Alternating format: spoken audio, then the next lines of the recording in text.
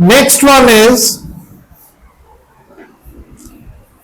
हमने last time Nernst equation पढ़ी। क्या पढ़ी बेटा? Nernst equation. अब नर्नस्ट इक्वेशन में आपको मैं एक और बात समझाने जा रहा हूं। मान लीजिए कोई भी रिएक्शन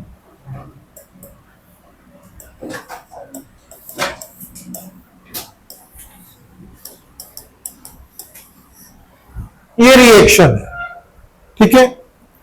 अब इसकी जो नर्नस्ट इक्वेशन आएगी,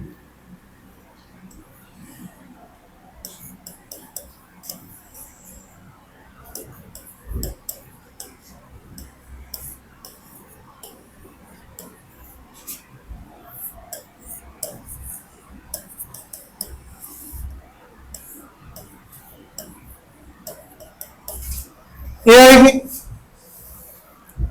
अगर रिएक्शन एट इक्विलिब्रियम है, समझ आई, तो आपका ई सेल 0 हो जाएगा। तो ई नॉट सेल क्या आएगा?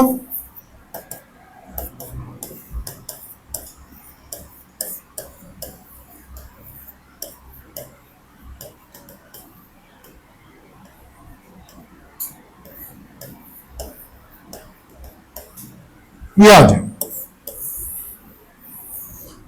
क्लियर है? और एक बात, ये क्या होगा? केसी, इक्विलिब्रियम कांस्टेंट। क्या होगा बच्चे? Equilibrium constant. अगर केसी की value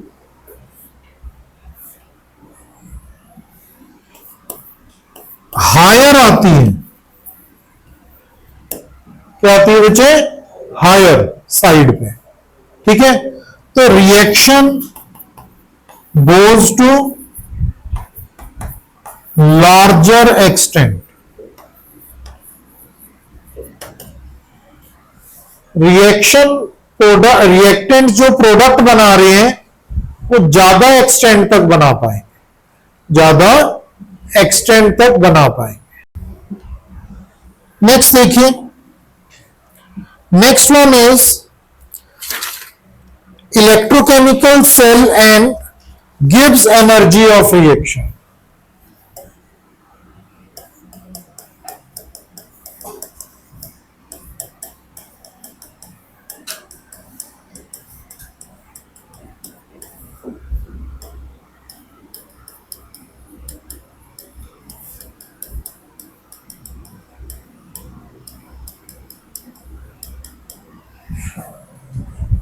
gives energy of reaction, समझ आए? देखो बच्चे, इनमें क्या रिलेशन है? Delta G maximum work done, ठीक है। क्या होगा?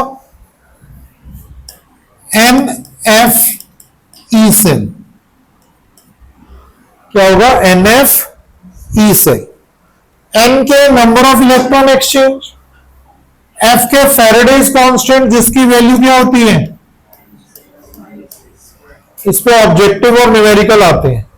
ई सेल आपको पता ही है ईएमएफ ऑफ सेल होता है। अब maximum work done, voltaic cell में एनर्जी रिलीज हो रही है। क्या बच्चे? वोल्टेइक सेल में अगर ऑपरेट करते हैं, work is done on the surrounding, work is done on the surrounding. जब work done on the surrounding है, electric energy flows from external circuit, ठीक है। अब क्या आ जाएगा? वो नेगेटिव होगा, work done by the system. Delta G क्या आ जाएगा? E cell. और delta G E not cell होगा for standard state STP condition. कौन सी कंडीशन? एसटीपी पे। ठीक है, एक और बात, delta G naught minus RT L N K भी होते हैं, और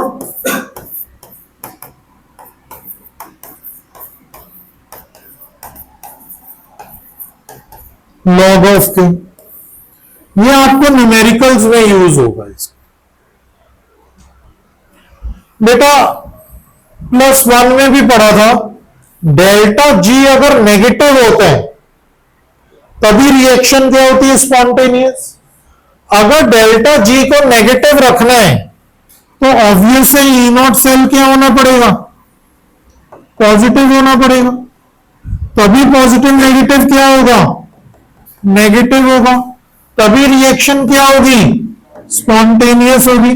और इलेक्ट्रोकेमिकल सीरीज में भी हमने देखा था कि ई नॉट सेल क्या होता है? E not of cathode minus E not of anode, और ये क्या होना चाहिए?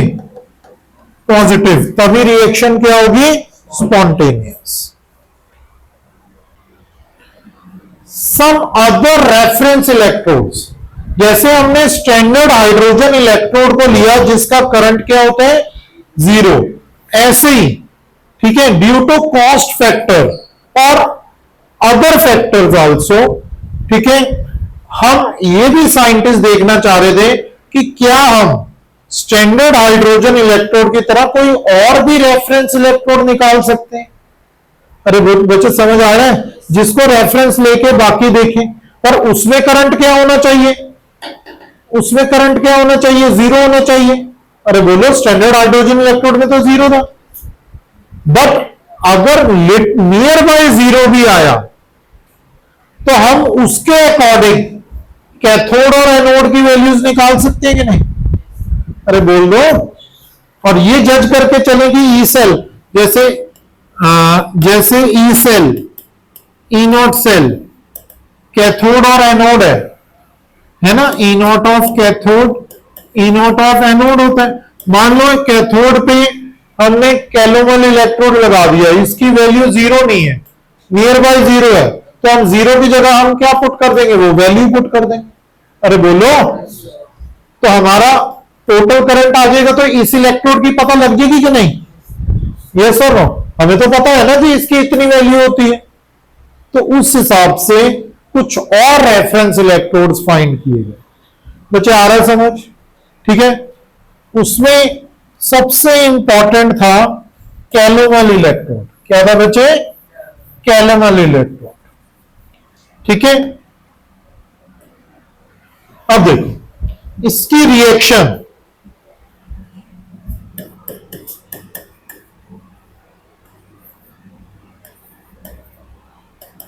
Half Hg2Cl2 plus electron at equilibrium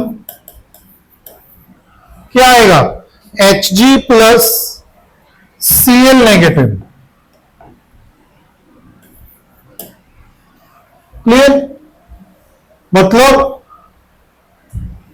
ये रिएक्शन क्या है? मतलब राइट टू लेफ्ट जाओगे तो क्या होगा? सॉरी, राइट टू लेफ्ट जाओगे, यस, राइट टू लेफ्ट जाओगे क्या होगा? ऑक्सीडेशन। और लेफ्ट टू राइट जाओगे तो क्या होगा? रिडक्शन। उस हिसाब से जैसे हमने हाइड्रोजन इलेक्ट्रोड की करी थी वैसे इसकी कर लोगे, ऑक्सीडेशन ऑफ और रिडक्शन ऑफ की रिएक्शन। अरे बोल दो, ठीक है ना? तो उस हिसाब से हम कैलकुलेट कर लेते हैं। ठीक है, अगर मैं डायग्राम की बात करूं, ये मरकरी है, ये मर्क्यूरस क्लोराइड है और मरकरी का पेस्ट है, सैचुरेटेड KCl सॉल्यूशन है। समझ आई? सॉल्ट ब्रिज आ गया, प्लेटिनम वायर आ गई। ठीक है, तो ये सारा हमने कैलोमल इलेक्ट्रोड का स्ट्रक्चर देखा। ये वैसी अटैचमेंट हो जाएगी बच्चे। अगर मान लो इस साइड अटैचमेंट होती तो ये क्या हो गया? कैथोड हो गया। अरे बोलो, और कैथोड में इलेक्ट्रॉन गेन होते हैं कि लॉस होते हैं? गेन होते हैं। यहां पे यही रिएक्शन शो होगी कि नहीं? As cathode. समझ आ रहा है? जिसके साथ अटैच होगा उसमें क्या होगा? इलेक्ट्रॉन लॉस होगा, वो ऑक्सीडेशन ऑफ होगा। अरे बोल दो। उस हिसाब से ओवरऑल रिएक्शन बना लोगे कि नहीं? ठीक है। अब केसीएल सॉल्यूशन, केसीएल सॉल्यूशन कितनी कंसंट्रेशन में प्रेजेंट है, इस पे डिपेंड करता है कि ये कैलोमल इलेक्ट्रोड कितना करंट प्रोड्यूस करेगा। समझ आ रही है? तो देखो, अगर सैचुरेटेड केसीएल, क्या है बच्चे? Saturated KCL 0.2415 volt current produce करेगा। और अगर वन नॉर्मल केसीएल है तो बच्चे 0.2800 वोल्ट करंट प्रोड्यूस करेगा। और अगर 0.1 नॉर्मल केसीएल है तो आपका 0.3338 वोल्ट करंट प्रोड्यूस करेगा। समझ आगे कि नहीं? जैसे कैलोमल इलेक्ट्रोड था, सेम पैटर्न पे सिल्वर क्लोराइड इलेक्ट्रोड भी होता है। क्या होता है बच्चे? Silver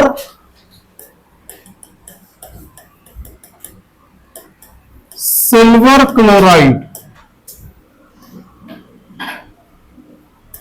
electrode. ठीक है। अब इसमें जो रिएक्शन होती है वो है बच्चे AgCl plus electron gives you Ag plus Cl negative, Ag plus Cl negative. ठीक है। और वही चीज वापस भी हो सकता है। ठीक है, पहला। दूसरा, इसमें करंट क्या लेके चलते हैं?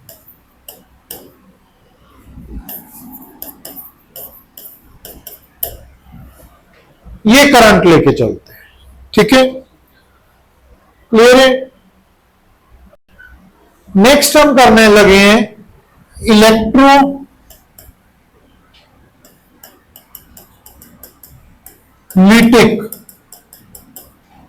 सेल्स और इलेक्ट्रोलिसिस।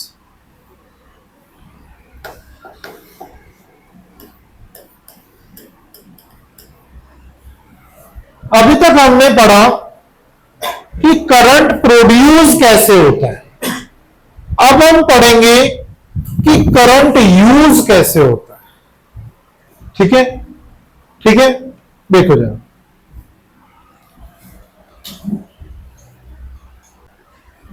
देखो बच्चों, इलेक्ट्रोलिसिस क्या होती है, बहुत ध्यान से समझना। देखो, अगर हम मान लो NaCl सॉल्यूशन, क्या है बच्चे? तो कटायन क्या होगा? Na positive. अनायन क्या होगा? Cl negative. Battery join up कर दी। अब देखो, कैथोड पे नेगेटिव चार्ज होगा क्या? नहीं।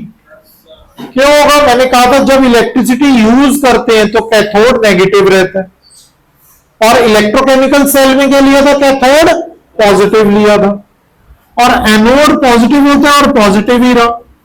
देखो जरा, क्लियर है? अब ये Na पॉजिटिव किधर जाएगा? बोलो, कैथोड की तरफ जाएगा कि नहीं? और Cl नेगेटिव किधर जाएगा? बोलो, एनोड की तरफ, क्योंकि वहां पे उसको क्या मिलने हैं? वहां पे वो इलेक्ट्रॉन लॉस कर सकता है। और यहां पे क्या हो रहे हैं, पॉजिटिव चार्ज क्यों जा रहे हैं, क्योंकि यहां पे एक्स्ट्रा इलेक्ट्रॉन मिलेंगे रॉड पे। तो इसको कहते हैं separation of charges, separation of charges. ठीक है, कोई भी आयनिक कंपाउंड की सेपरेशन करनी हो तो हम ये इलेक्ट्रोलिसिस प्रोसेस को यूज करते हैं। क्या ये क्लियर है बेटा? चलो नेक्स्ट है क्वांटिटेटिव एस्पेक्ट्स। क्या बचे? Quantitative aspect of electrolysis.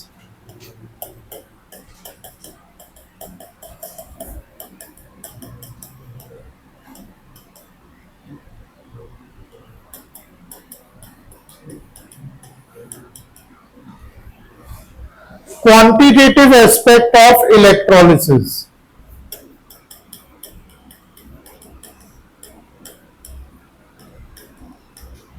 जिसे हम क्या कहते हैं,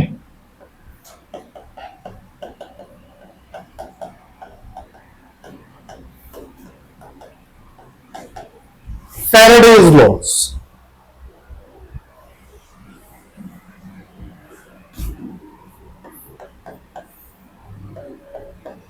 Faraday's first law.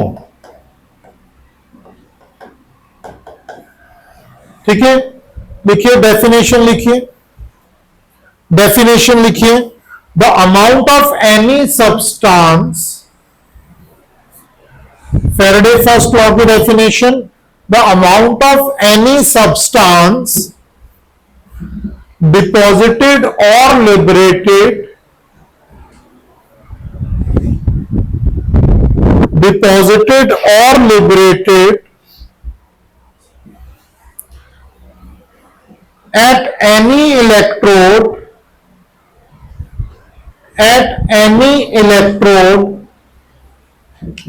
is directly proportional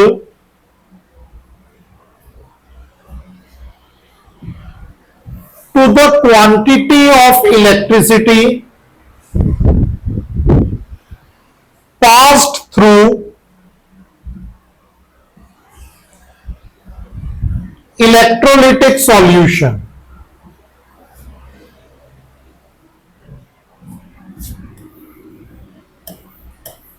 Means W is directly proportional to Q और Z into Q। ये फॉर्मूला हो गया। ठीक है, where you all know that W के ग्राम ऑफ सब्सटेंस डिपॉजिटेड, अरे बोल दो, एंड क्यू क्या है, कूलम्स ऑफ इलेक्ट्रिसिटी। क्या है बच्ची? Coulomb's of electricity. जेड के प्रोपोर्शनैलिटी कांस्टेंट। ठीक है, ठीक है, इलेक्ट्रोकेमिकल इक्विवेलेंट भी कहते हैं। क्या कहते हैं? Electrochemical equivalent. आ जाएगा बेटा, हो जाएगा ये। तो ये था फर्स्ट लॉ। ठीक है, अब क्यू अगर 1 कूलम है,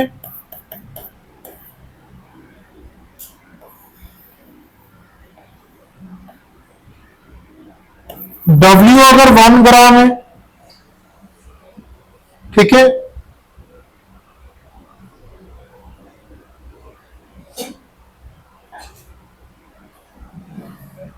अगर हम क्यू देखें,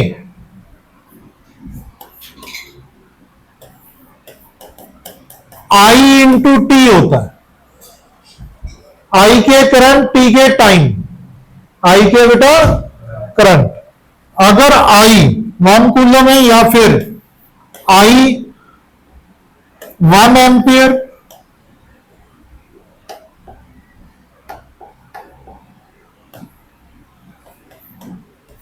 और T 1 सेकेंड, और W 1 ग्राम आ गया। W क्या आ गया? 1 ग्राम। ठीक है, not 1 gram, W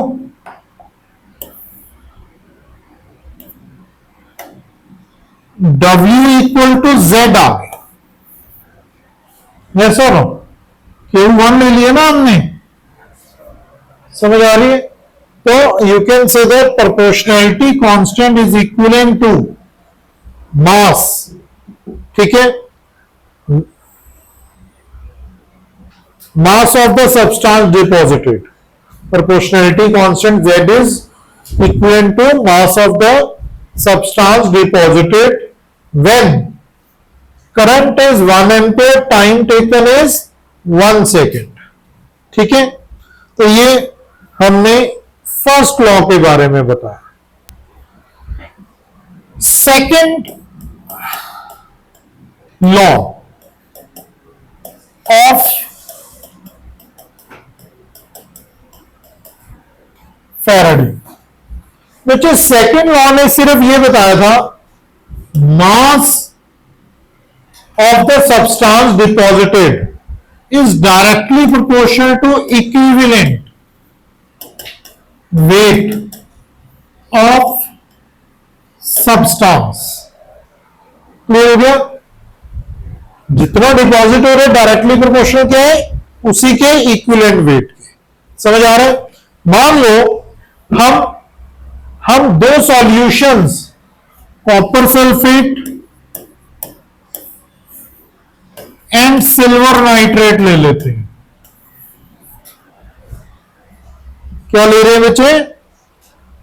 copper sulphate electrolytic solutions ले रहे हैं, दोनों आपस में सीरीज में कनेक्टेड हैं, connected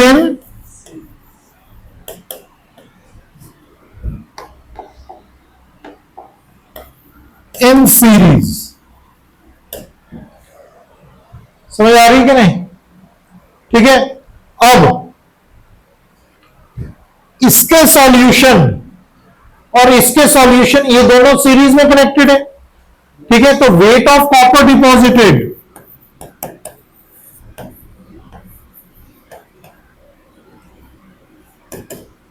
over weight of silver deposited